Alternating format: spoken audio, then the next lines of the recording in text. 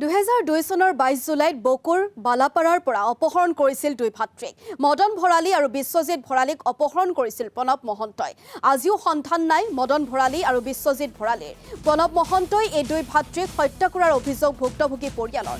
ঘটনা সন্দৰ্ভত গ্ৰেপ্তাৰো হৈছিল প্ৰণৱ মহন্ত। কিন্তু ৰাজনৈতিক নেতাৰ আশীৰ্বাদ থকাৰ বাবে ৰক্ষণাবেক্ষণ লাভ কৰি অহাৰ অভিযোগ পৰিয়ালটোৰ। যোৱা 3 জুলাইত প্ৰণৱ মহন্তৰ গৃহত উদ্ধাৰ হৈছিল পিষ্টলসহ আপত্তিজনক সামগ্ৰী। পুনৰ গ্ৰেপ্তাৰ হয় বিতৰ্কিত প্ৰণৱ মহন্ত।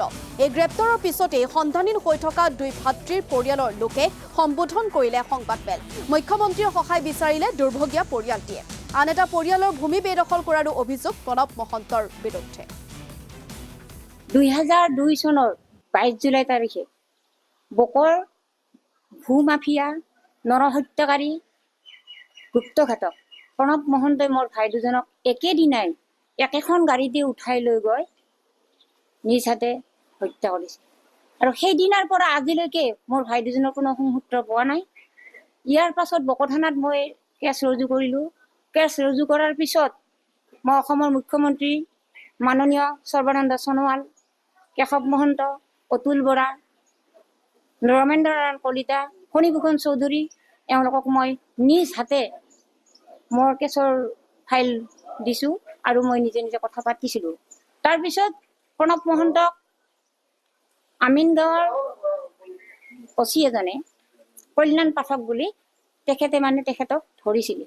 ধৰি 3 মাহ নে 4 মাহ জেল খালে। জেল খাৱাৰ পিছত এতিয়াও মোৰ কেছটো চলি আছে। কিন্তু তথাপিতো তেওঁ যে এইবিলাক বন্দুক বাৰুদ কিবা কিবি কৰি আছে, ইমান কেছ কৰাৰ পিছতো মই বাৰে বাৰে হাৰি যাই আছো। কাৰণ তেওঁৰ লগত সদায় হয়তো কোনোবা ৰাজনৈতিক নেতা নাইবা কোনোবা ডাঙৰ মানুহ জড়িত হৈ আছে আৰু তেওঁৰ টকা পইচা আছে কাৰণে মই বাৰে বাৰে ফেইল হৈ যাওঁ। এবাৰো তাৰমানে মোৰ কেছটো জিকাব নোৱাৰো।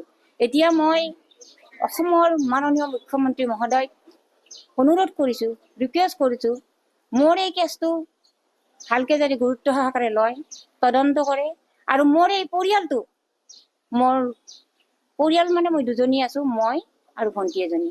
তাই শাৰীৰিকভাৱে অক্ষম, খোজ ভালকে কাঢ়িব নোৱাৰে। বৰ্তমান মই জীৱিত বুলি ক'ব পাৰি। গতিকে মোৰ এই কেছটো গুৰুত্ব সহকাৰে লওক। 2002